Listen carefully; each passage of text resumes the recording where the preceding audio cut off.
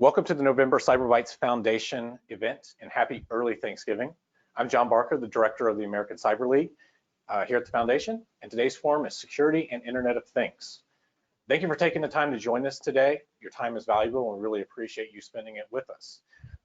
There'll be time for questions at the end, so please type them in the chat feature, and we'll get to them to our great expert panel who are here in the room with me. They're off to the side. We're keeping COVID regulations in play. Real briefly, let me tell you about the foundation itself. We're a 501c3 located just south of Quantico Marine Corps Base here in Quantico, Virginia. We have three core missions: education, innovation, and outreach. With education, we have 5 SHEV-approved classes for A+, Network+, Security+, CISSP, and CEH. Right now, we are registering for 2021 for virtual classes for Security+ and CISSP.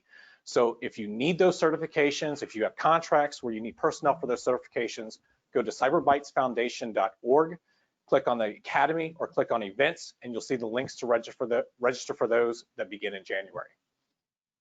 For innovation, the American Cyber League is a membership of 1,000 individuals, small, large, government agencies, as well as educational institutions that are all about innovation and cybersecurity. We're building out a set of labs on the second floor, 10,000 square feet in the building that we're in right now, to make all of this vision come true. Everything that's going to be here is going to be related with cybersecurity, with elections, AI, VR, AR, wargaming, drones, 5G, and data analytics, just to name a few. We're just a few weeks away from starting to open this up. It's an extremely exciting time for us here. The final part of our mission is outreach. We have community-based programs that we have run, and we're prepping for next year for junior summer camps where we've hosted young Marines, other local youth for cybersecurity, programming, drones, a very successful 3D printing camp, where we've also had special guests such as the First Lady of Virginia, who's actually spoke to the young people that were involved. If you know anything about cybersecurity, you realize there's a gigantic gap as far as the amount of jobs that are unfilled because there is not enough skilled workforce. We're here to help to try to solve that through our academy, through the hands-on labs that we're building, and through the outreach to the community. If your organization would like to get involved, please email us at info@cyberbytesfoundation.org or check out our website at cyberbytesfoundation.org, which we're getting ready to launch a new one here in the next week or so that should have some more information. But please check it out, reach out to us, learn how to get involved. We really appreciate the help. And finally, our last virtual event of the year, where we hopefully in 2020, vaccines will be out, we can start doing some of these in person again, will be Thursday, December 17th, so mark your calendars now. Now, with all of that out of the way, the reason you're here is our expert panel of Internet of Things. So let me go through a brief introduction of everyone, and we'll get this started. First up, we have Mark Nichols. He's the president and company founder of Spanalytics. Spanalytics has been in business for over 18 years with products and services that focus on the Internet of Things, particularly device security. Mr. Nichols has been working in the telecommunications field for over 30 years and has done a little of everything in the engineering and computer science realm. In the last couple of decades, he has worked quite a bit on all things Bluetooth. He enjoys teaching classes on IoT wireless protocols and throwing out phrases like pseudo-random frequency hopper, which we will get him to explain. And Mr. Nichols is a U.S. Army veteran and graduated from George Mason with a Bachelor of Science in Electrical Engineering. Mark, really appreciate you being here today. Thank you. Thanks, great to be here. Next, we have Gulyas of Onclave, also American Cyber League member. Glenn is the founder of Enclave Networks. He's launched and built multiple tech startup companies over the course of many years. Most have focused on communications and cybersecurity enterprise solutions, highlighted by the creation of Enclave's game-changing zero trust secure communications platform, designed to improve protection, simplify networking, and reduce costs. Supported by a top-tier board and management team, he has brought his experience and custom approach to solving problems created by the Internet of Things, 5G, and escalating cyber threats. And they're also in the process of installing their technical solutions within our building for demo purposes. Glenn, appreciate you being here today. Thank you. Thanks for having me. Thank you. Last but not least, and with a list of certifications as tall as I am in height, Mr. Phil Owen has more than 30 years experience in information technology, with the last 20 years focused on information assurance and cybersecurity.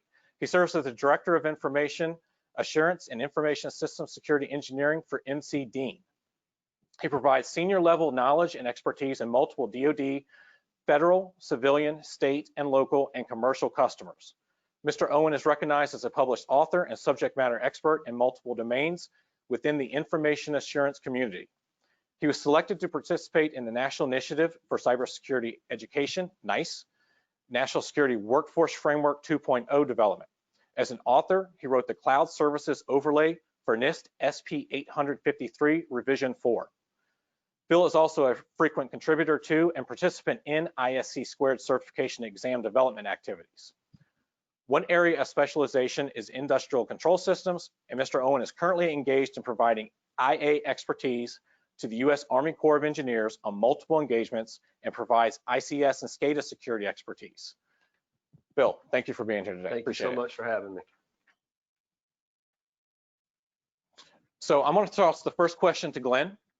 For those that are new to the IoT, can you just give a brief explanation of what it means? What do you mean by Internet of Things and IoT?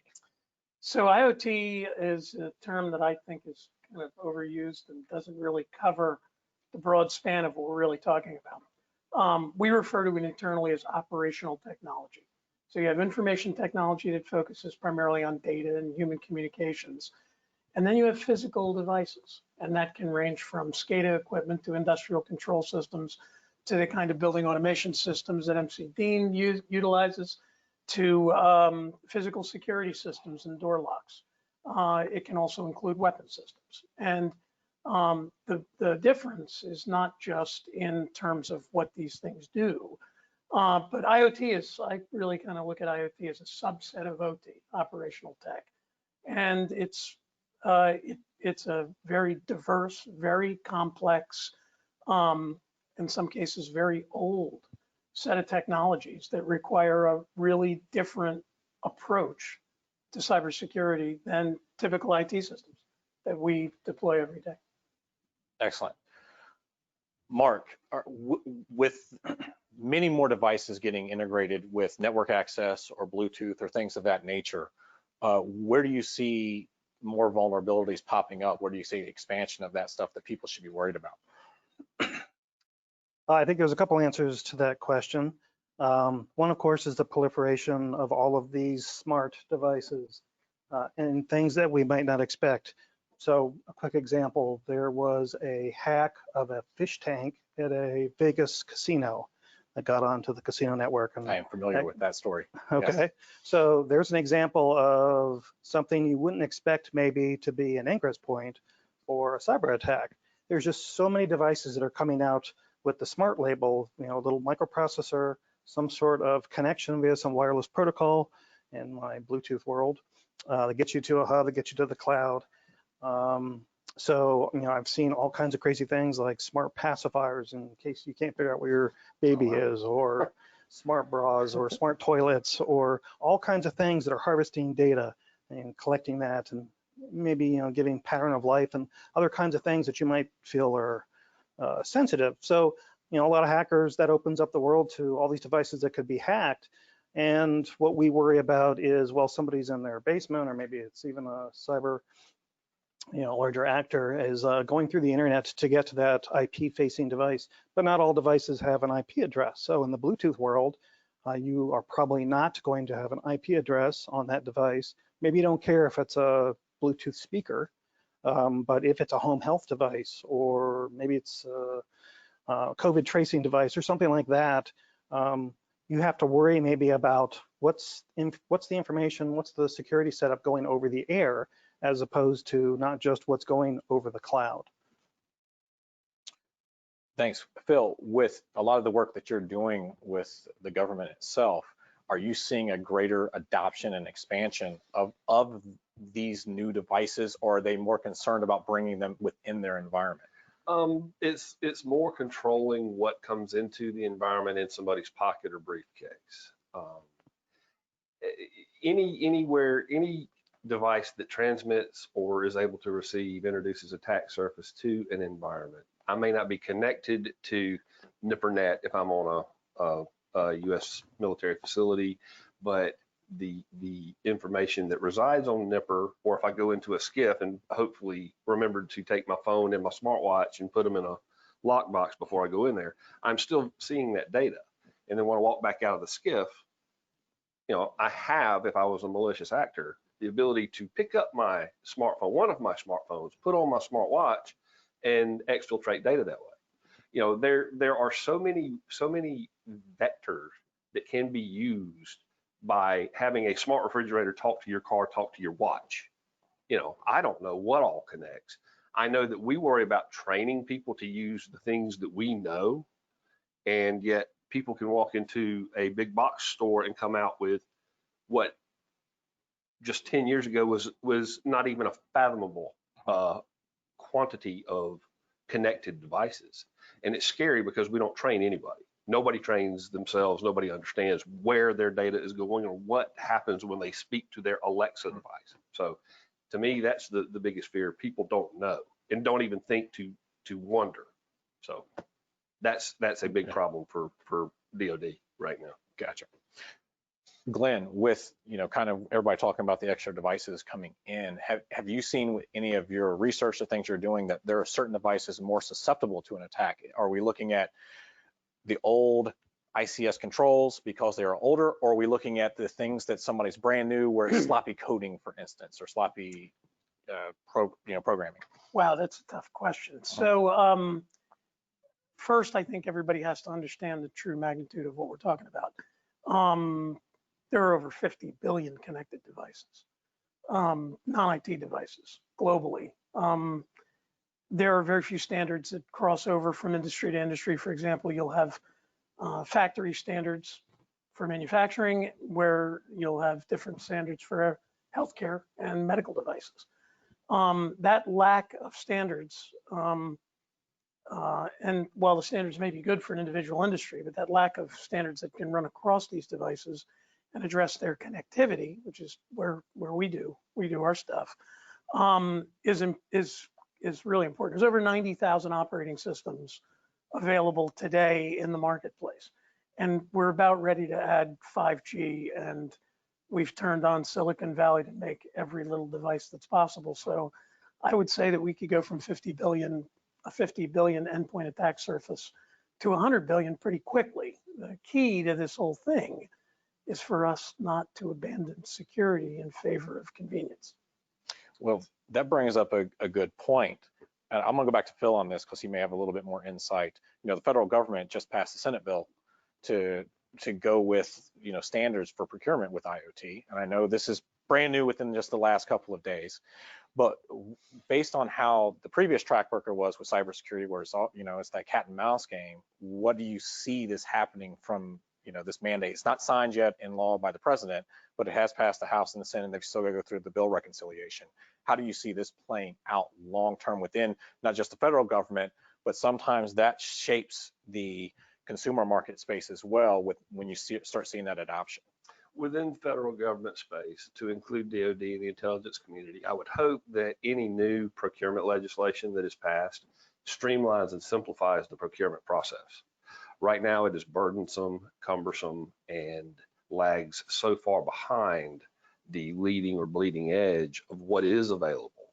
You know, it's a couple of years at a minimum to have this new shiny thing that is exactly what needs to be procured and deployed, that, you know, without a certain level of government approval for it. It has to show up on an approved products list. It has to be vetted. It has to achieve a certain security level before it can be deployed in a government environment.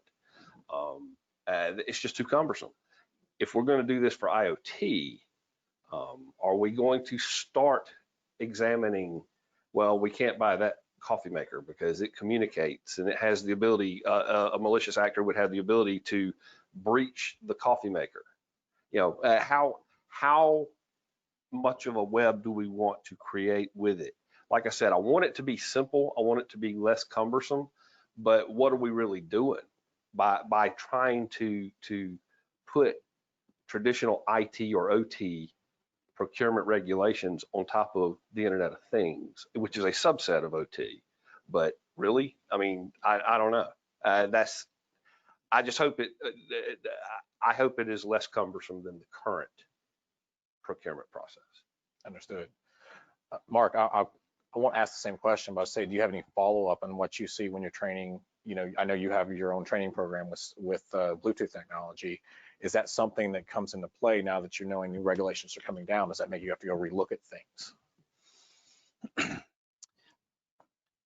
So I think this is a brand new world where there's finally maybe there's a stick that the government might be wielding to make some of the manufacturers put in some basic level IoT security, because unfortunately it hasn't really happened, at least with consumer devices, and because there's no real blowback. But maybe to your point on the SCIF idea, as more and more devices like medical devices get smart, like a pacemaker, you're going to have to be able to walk into a SCIF in and out with that. So who's going to manage that? So, well, okay, I've got a pacemaker. Well, how do I know you're not spoofing the pacemaker with the same MAC address? Well, I'm going to have to do some sort of kiosk where I register it and make sure it's authenticated. It gets complicated, and that's a problem with Bluetooth in particular. Is it's a 3,000-page specification. We do a long, 1 week long course just on Bluetooth to really get into all of the weeds with the security and the pieces of the specification on how it works. That's not going to be easy to just massage down, I think, into a few bullet points to get a device tested thoroughly and accurately, especially when it's going into a sensitive area. Understood.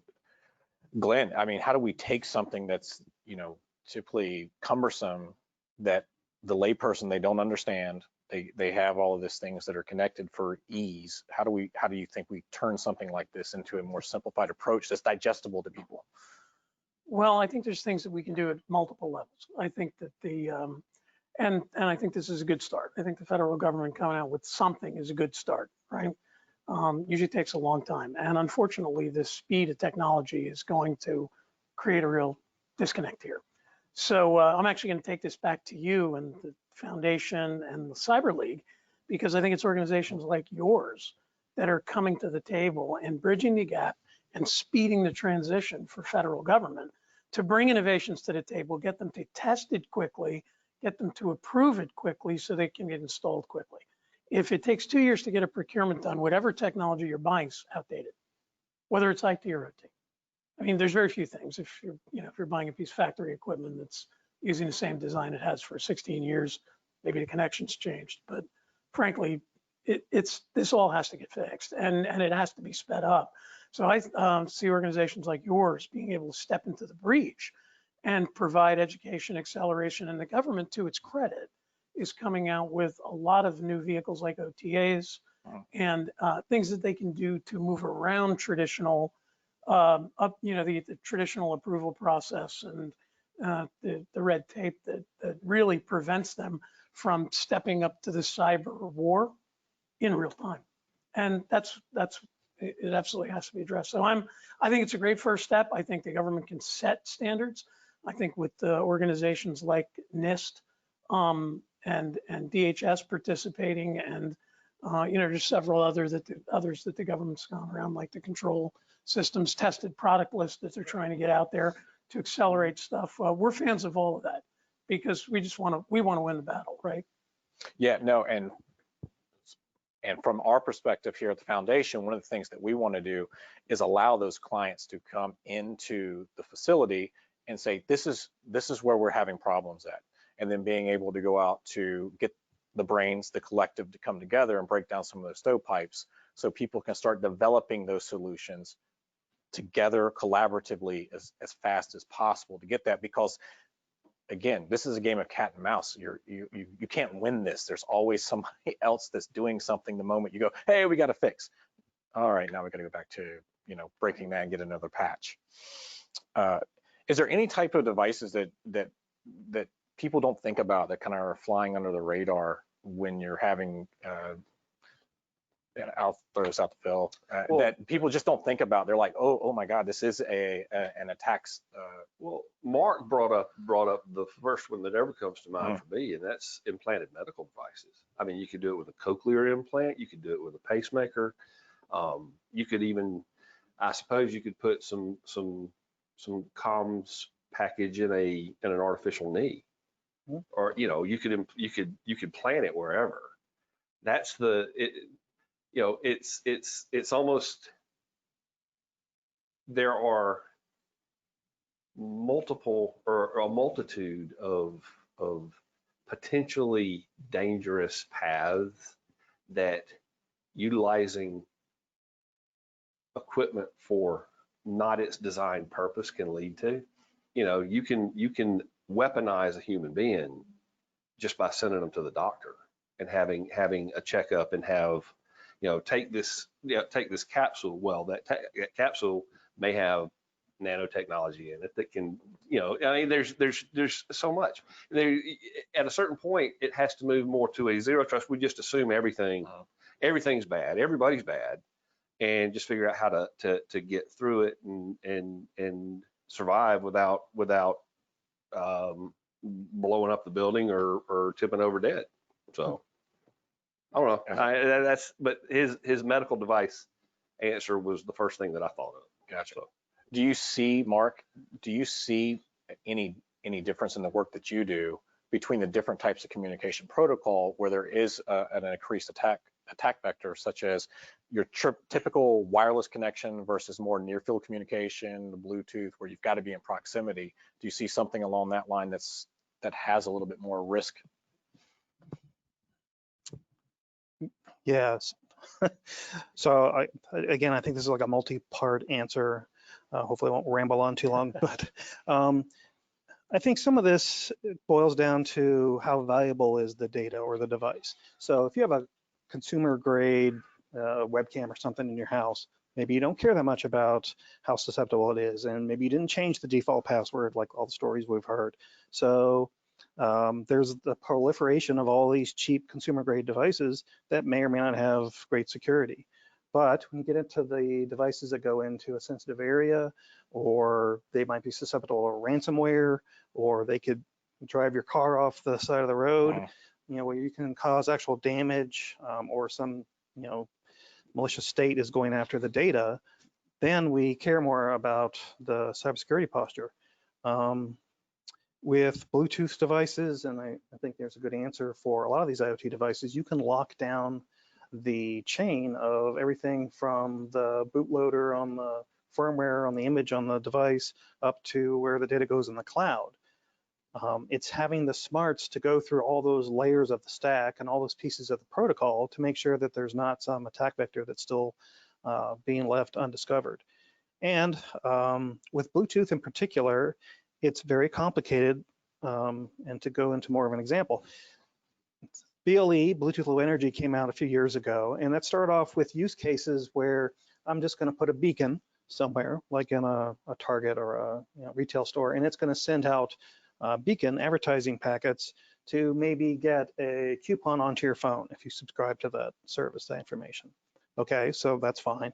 But what if I do a beacon attack and I send bad URL in place of that good URL that's being beaconed out? Well, then I can connect to it and I can maybe get malware downloaded onto my phone or whatever.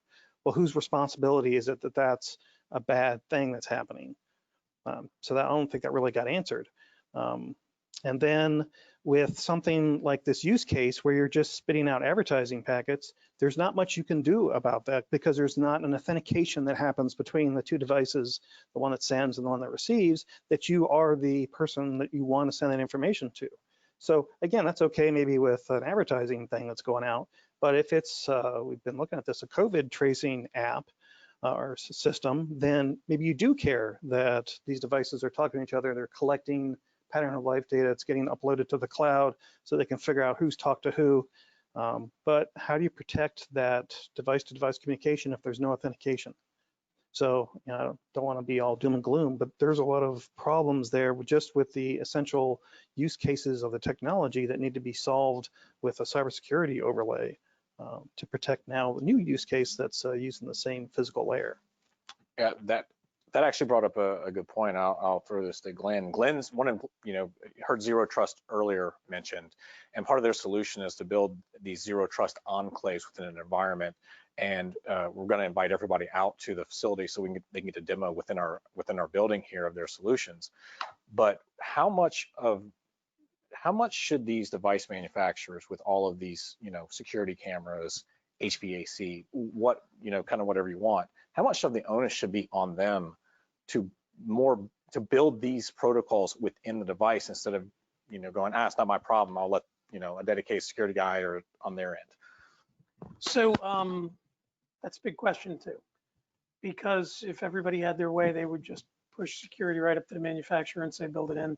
We don't have to worry about the integrator. We don't have to worry about how we apply it. We don't have to worry about who touches it. Unfortunately, security is not a product, it's a process. And we're all players in this game, right? So I think that manufacturers can certainly build in better mechanisms. And I think that one of the areas that we're focused on is allowing manufacturers to be able to get to their own devices without making it vulnerable to the enterprise. That kind of connectivity, I mean, let's face it, the manufacturers know their device better than anybody, right?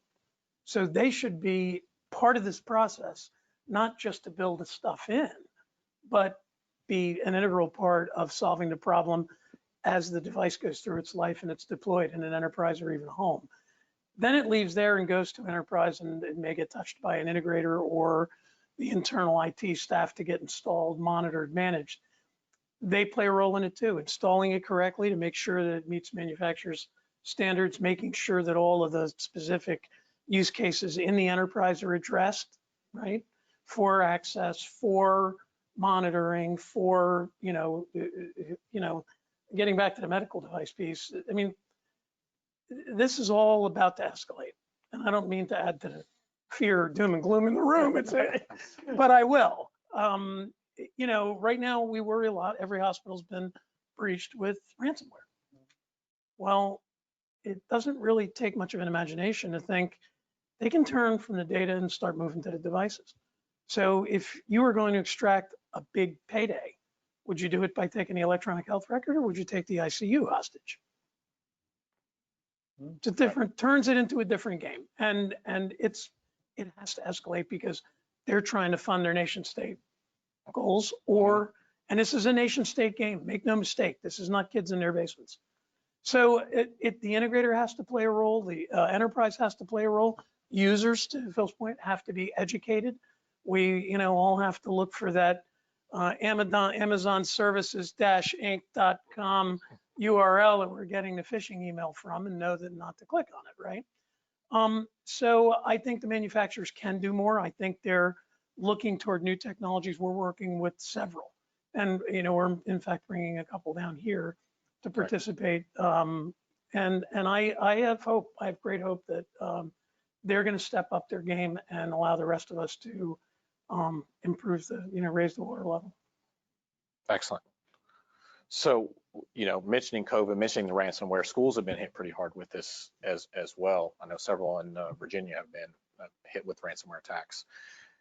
How can an organization, we've been talking a lot about enterprise, granted we did mention the Bluetooth pacifier, which I find funny, but Phil, how can an organization extend this protection with so many people working from home, with so little control over that home environment, because we're living in a BYOD, everybody's bringing their own device. Sorry, using a slang there. Everybody's bringing their own device. They may not have all the controls. You got all these small organizations, they're going up a supply chain, things of that nature. What are your recommendations for that? Well, a lot of solutions exist. They sometimes appear to be cumbersome, or people don't understand them, or it takes a little bit of an investment for a company to implement. For instance, PKI certs on corporate email. so that you can establish non-repudiation. I know that Glenn sent me this email, and Glenn knows that I'm the one who responded to it. You know, but most commercial companies don't employ that, or if they do, it's their own self-signed. It's not by a reputable certification authority or certificate authority, and it's generally not easy, but not awfully hard to penetrate something like that. Glenn actually, and I hate to do this, I know we don't want to go backwards. Glenn actually triggered something in my head when he was talking about the manufacturer has to bake in some of this stuff.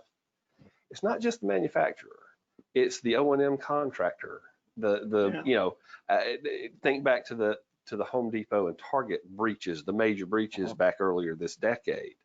It was in both cases an HVAC contractor, not the same one, obviously, but an HVAC contractor who itself was breached, and then their maintenance credentials, which they used to remotely log into the Home Depot and Target systems, were captured from their local network. And then because Home Depot and Target had flat networks, they didn't segment their networks. They were able to write in off that maintenance connection and get in and get customer data, credit card data, stuff like that. But it's not just the manufacturer. That was my whole point. And, and that's an education piece. It's supply chain. Yeah, it's not just absolutely. manufacturers. It is the entire supply chain. So we do logistics tasks very well, but we don't do logistics processes very well. That's not something that's taught. We're taught to move it from A to B. We're not taught to consider what are the potential roadblocks or hazards associated with getting from A to B. We just want to go fast. We want it done fast, cheap, and and good and well. Well, generally you can only pick two of those. So Say that quite frequently. yeah, but I didn't mean to take us backwards, and I don't even remember what you asked me now. No, but that was No, well, that I want to go back, and for the audience that may not be familiar with the term zero trust networking and dividing that stuff up, Glenn, if you don't mind, just kind of explain that really, concept, because that's what you do. Yeah, so let's take it as a big picture. And this harkens back to the intelligence community and Department of Defense, because they really they've been doing this for a long time. But you have to trust people. That's the hardest part, and they're the biggest wild card, and we're the biggest problem in the supply chain and management chain. We introduce issues, whether it's because we're flawed and we make mistakes, or we're in a hurry. So we're part of the problem. Department of Defense and the intelligence community resolve that through background checks and polys, right? every major breach has occurred by somebody who was cleared out the. And you took the words right out of my mouth. But even that isn't perfect, right? Because somebody could be going through a divorce or go have a bankruptcy and their brain splits. Anyway, so you have to trust people. Then you have to trust the device that they're using, whether it's a piece of manufacturing equipment or a mobile device. You have to have some way to validate that device is trusted, not just authenticated, but actually trusted. And that gets to an ID. And there's a process around that. And this zero trust framework addresses a lot of this. In addition to the devices, you have to trust any systems that you put inside of your network. Whether your network is open or whether it's closed, you got to trust the piece of hardware that you put in, the chips that run that piece of hardware, the software that's been developed that could have been developed overseas. So you have to, the DoD goes through a STIG process, everybody's probably familiar with, right? And then you have to trust the connectivity, right? You have to know that things are only talking to the things they're supposed to be talking, and that when it travels, and this is kind of where we live, when things are traveling across the wires and there are contingent, communications, that you don't have any crossover breaches, right? So we employ an encryption technique and methodology and technology to make sure that those crossover breaches don't happen. But you also have to deal with the transfer points, the endpoints, right? So routers, switches, all the things that we've created to manage IT communications, this complex batch of communications we have as humans, right? Because we all want to go to Amazon and order socks at lunchtime. The tools that we use are inherently flawed. and this is not a cut on the manufacturers, it's actually a cut on the architecture, because for 28, 30 years now, we've built everything with the idea that there has to be a hole in it.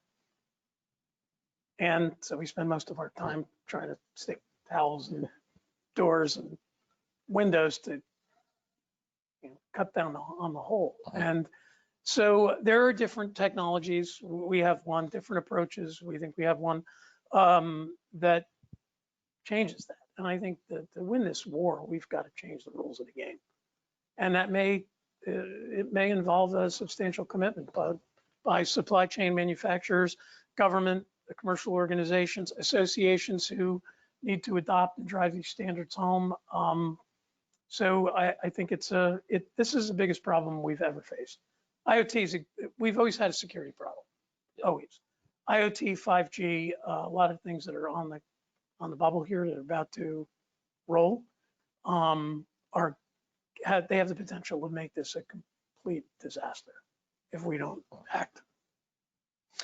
Yeah, well, you brought up a good point, and that humans are the weak link in all of cybersecurity. I mean, if you're not The weakest link. the weakest link, there you The go. largest It is. single point of Yeah. vulnerability. It is. And no matter what we're talking about here, whether it's IoT or any other, discipline, that's always the problem. It's changing that culture, changing that awareness. So I think this is probably relevant for all three of you. Start with Mark. What do you see when you're talking with people, when you're going into an environment, you're having a discussion with someone, to start making that a top of mind thing, to make cybersecurity a top of mind thing within a company, an organization, whoever you're talking to? What suggestions would you have? Well, maybe not surprisingly, that you think of cybersecurity as you're starting your design instead of after the fact. Like, oops, I already got my reference design and I found a big security flaw, or oops, it's out to market and we just got sued. You want to think about cybersecurity up front, and you want to budget for that. Of course, it should be cheaper to put in good cybersecurity practices up front instead of having to patch it after the fact. And then I think education, as we've been talking about, something like Bluetooth and a lot of these protocols are very complicated. I just got an email a couple days ago that said, how come the Bluetooth specification says this is what's supposed to happen, but the software stack that I'm using makes this happen, and they don't agree? Well, I don't know the answer yet, but it sounds like it's getting the right API calls in the stack to do what you want them to do for the security to be set up to meet what the spec says is a good way to posture your security for the connection between the two devices. It's all in the spec, and it's probably all in the stack. It's having the education to know how to implement it correctly. So getting the education out there, or hopefully making it easy enough to implement these systems, these stacks, or whatever, so that as early as possible, you're getting cybersecurity set up right.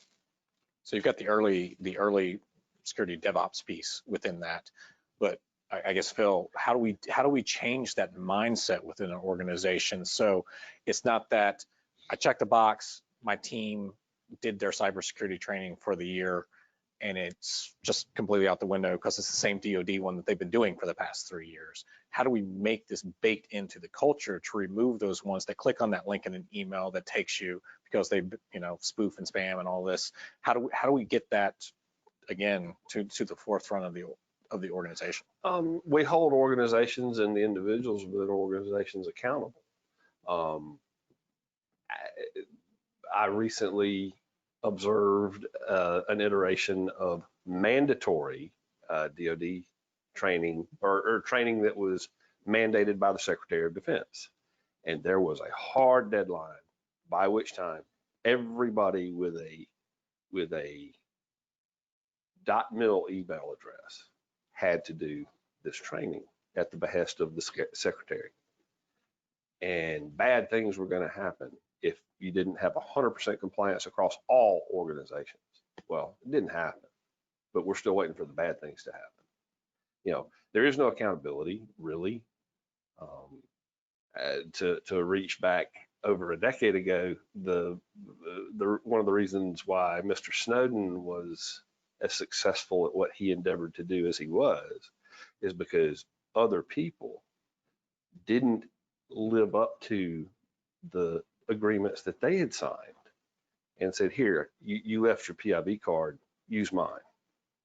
You know, you have to have the willingness to punish people who either by design or default don't adhere to an organizational security policy. If they don't, well, I mean, you know, how much do you want to chase it? But unless, and it has to be from the top down. You as the director of my program can't tell me you have to do this if I see you not doing it. And it's organizational maturity more than anything else. So that's a very undefined 100,000 foot view of it, but really that to me is as big as any other part of it. It is, and it's been a hard question to answer because it's been the weakest link. I'm only going to ask this question. I'm going to ask Glenn this question, but it's the only one I want to ask about CMMC. And for those of you that are aware of that, that is the DoD regulation that's coming down to kind of enforce some of these. Do you see that as an answer to some of this? You know, you could lose a contract penalty by not being in compliance with the NIST rules. So I think CMMC in general is again a great step by the government. I think it's important, and I do think accountability is important. But I will go back to the soft topic that you touched on, which is culture, right? Because we can put regulations in place and they'll still get broken, and people will ignore them. I think we need to change. I think we need to change our goals. You know, today, you know, the goal has to be safe, not safe enough, right? We have to stop settling for safe enough. And, you know, we have to stop looking backward at the money that we spent and saying, well, we spent $130 million on a whole bunch of new equipment and tools. And, you know, I'm not going to move any of that because I'm going to get fired. Well, if it's not safe, I think so. It does have to start at the top, start at the board level down to the C-suite. And, you know, I tell every time I meet with a CIO, I tell them the same thing. I feel sorry for them. I think they're doing the best they can with what they have. And I'll bring it back to education, which is where I think organizations like yours can play a critical role. If a CIO can come here and get a one-to-many to see a variety of tools and be part of a community where he can openly say, you know, I've had a problem with this, and say something that he might not normally say in a chat room or even admit in his own boardroom. You know, I've been looking at this. I think I have a problem with this. Your organization's similar to mine. How'd you deal with it? I think building that kind of community structure, being understanding that it's safe, not safe enough, and then, you know, working collectively. Again, it's got to be about cooperation. The people managing the building have to cooperate with the building equipment manufacturers, who have to cooperate with the people running the building. I'm pointing to Phil because he manages the building. But it's a cooperative. Again, it goes back to it's a team game, and we're either part of the team or we're not. And if you're not on team, and we're not here to win, meaning safe is the goal. So we got to get across that goal line, get safe and secure. If we're not going to do it together, then we're always going to have problems.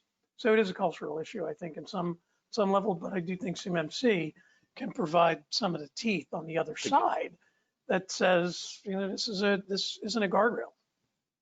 This is a buzzsaw.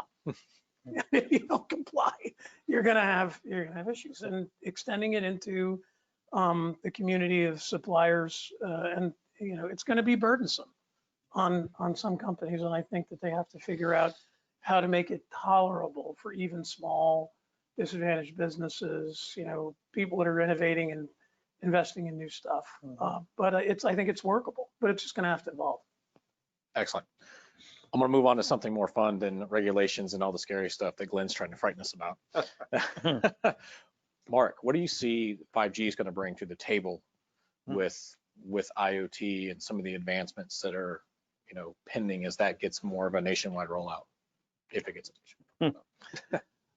Now, I'm not sure I'm a good person to ask that question to. I don't know that I get it. I get that Verizon and et cetera want to roll out their 5G networks. I get that they want to get into the $2 trillion IoT network with being able to wipe out or at least play in the same wireless space with all this data and all the things they can do with all that data going over the networks and of course the competition. I'm not sure I get, maybe I'm too old, the killer app for 5G yet. I understand gaming and lots of videos, and maybe my teenage daughter would really be able to answer this better than I can, but I don't know that it really brings anything to the IoT table, in my opinion. So far, as I understand it, with narrowband IoT, you know, the small chunks of bandwidth that you would use for a relatively simple IoT device, you still have to have a SIM card or a virtual SIM card or pay a subscription to the network for that. And getting back to the cheaper devices, that's going to be a barrier, I think, to a lot of these consumer devices, at least, being put out there.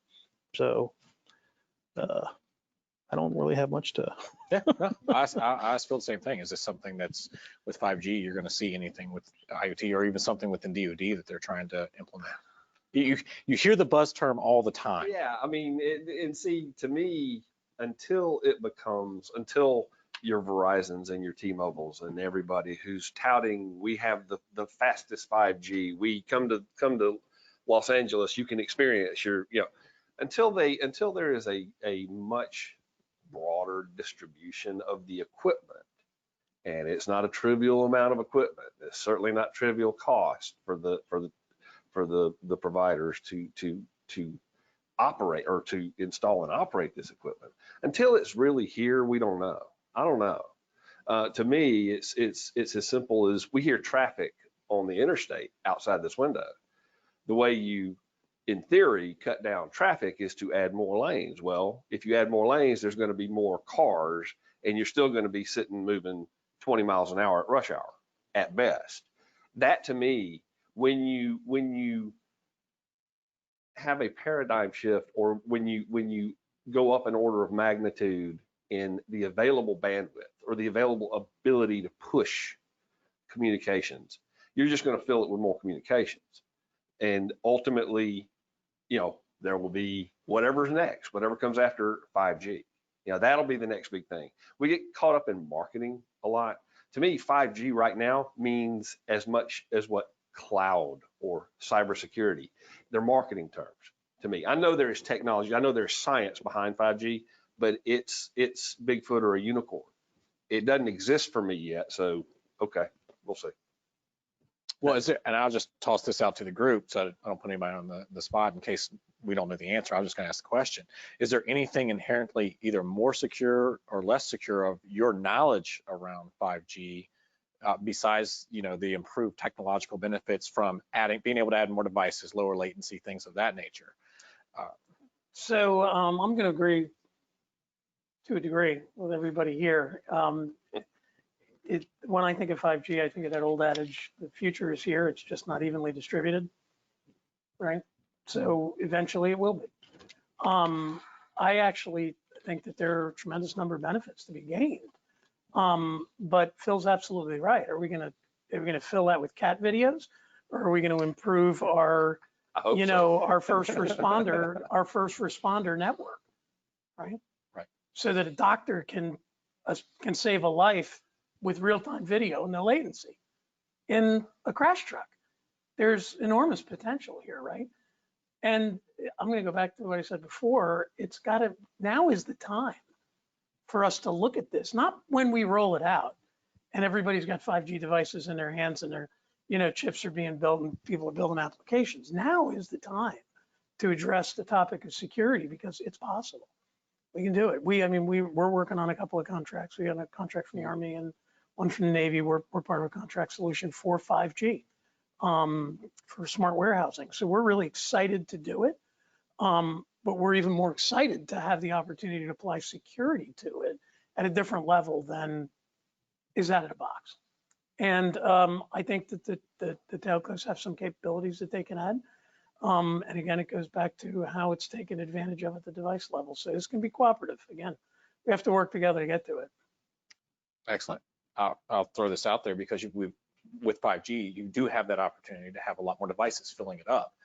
Well, as we're seeing more of the cities want to turn on with smart cities, just, you know, to have all this data tracking with first responders and traffic lights or whatever it is you want to get connected, do we have the resources? These locations have the resources to track and manage this attack surface that was already big to start with, and it's just gonna keep getting bigger? I mean, are they pumping that in there? My answer to that would be, we don't do a very good job of that right now. If you make it bigger and more complex, the analytics and reporting and management tools are going to lag just as they lag for current state. You know, we don't manage what we have right now sufficiently, or as well as we perhaps should, certainly as well as we could. So when you make it bigger and more complex, the management piece becomes bigger and more complex too. And we haven't solved this one yet. And now we're going to move to a bigger one. So it's growth opportunity for people in our business. It's great. It's a great problem to have, but it's like anything else. It's going to take stacks of money and dedicated, educated, trained people to solve the problem. It all comes back to training your people, and it all costs money. So, well, it's 2020, so I'll be doom and gloom on what you just said right there for a second. I mean, will this bring some type of breaking point then, if that's not going to get that infusion it needs? If we keep seeing the gap, the cybersecurity gap, skill market not get resolved, we don't get the right. But that's why organizations like CBF exist. I mean, you guys are going to do a phenomenal job of speeding the time to live for a number of young or career-changing professionals to be able to do things in this environment, to be able to do things in this domain. People with knowledge, accumulated knowledge accumulated over a 30+ year career. I can go speak at events. I can sit on panels. I can write. I can do things to communicate my knowledge. There's a lot of knowledge. You lose. It's bad because you got new people coming in. They don't know anything, and you got experienced, knowledgeable people leaving. So there's always going to be that gap, that lag. We have to do a better job of training and perhaps reprioritizing what enterprises spend their money on. That's going to have to happen. There's going to have to be a recalibration of what are we buying, what are we paying for. So, excellent. Well, I've got one final question. Hopefully this one's a little bit more fun. We're coming up on the holidays and Christmas. What types of devices that people will probably be buying that's going to be connected to their home network should they not buy? The pacifier that's connected. If you're losing your baby, you probably need some help from somewhere. No, and the reason I bring that up, and it was just something I was tracking within my own home, was smart TVs. I was seeing some sloppily coded smart TVs that were constantly calling home every 30 seconds. So be careful of the cheap TVs that you may bring into your house. And smart TVs. Yeah. I had the cheap TVs. Okay. All right, so I'll throw one out. And there's two companies out there that are probably going to hate me after I say this, but business opportunity.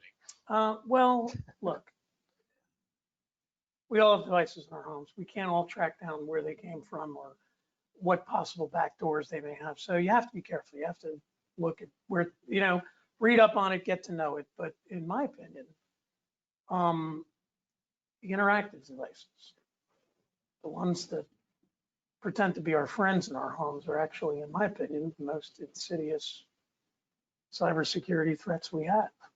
Because I'm not using any company name. There's a couple out there that you can talk to. The fact that will talk back to you. The fact that they talk back to you nicely and pretend to be your friend, it's, they're interested in data. I think we all need to be careful and conscious. We all want things to improve our lives and make things more convenient for us. I just think there's a time and a place for all of that. And sometimes I don't want a machine prying information out of me because it has a pleasant voice. So that's my own personal, I would say, be careful of that stuff. We joke because we care. But that's actually a good point. We're all worried about Big Brother gathering our information, and yet we all sign up and willingly impart much more information than some malicious or looming entity is trying to extract from us. We volunteer it on social media.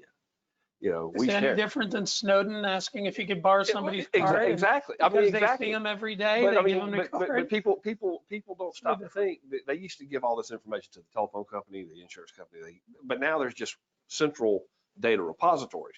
Google and Yahoo and AOL and dozens of other companies know more about you, me, or this other person than any government entity that is monitoring billions of people is going to come down and narrow down and pull. But we voluntarily give that information, but we're worried about invasions of privacy. So. Sacrificing security Yeah. for convenience. True. I'll make one quick example. Those of us who have diabetes, they've come out with a couple of products where you put the sensor on your body somewhere and you read that off your phone, either like a RFID kind of a thing or via Bluetooth on your phone, as opposed to constantly having to do on the finger stick. That's pretty convenient, and it's worth it to me to maybe not know exactly where the data is all going, but it's worth not having to do the finger sticks all the time. My son's a type 1. Okay. It's in the cloud. He's testing one right now. Same thing. Yeah, I figure it's okay because they give me a $25 gift card every couple of months to Hey. put on. Incentivize. Well, let me see if there's anybody put any questions into the box. We're coming up on 4 o'clock. Going to be respectful of everyone's time. What's that? Leica. Don't answer that Yeah. question. Yeah. Thank I'm you not for the answering comment. that We question. appreciate that. We appreciate the comment. Well, again, I want to thank everybody for watching. I want to thank Mark Nichols, then Gulyas, and Phil Owen for taking the time to be here today. Again, our next and last event of 2020 will be December 17th. So look forward to seeing you then. Appreciate it. Thanks, everyone. Thank Thanks. you. Have a great you. Thanksgiving.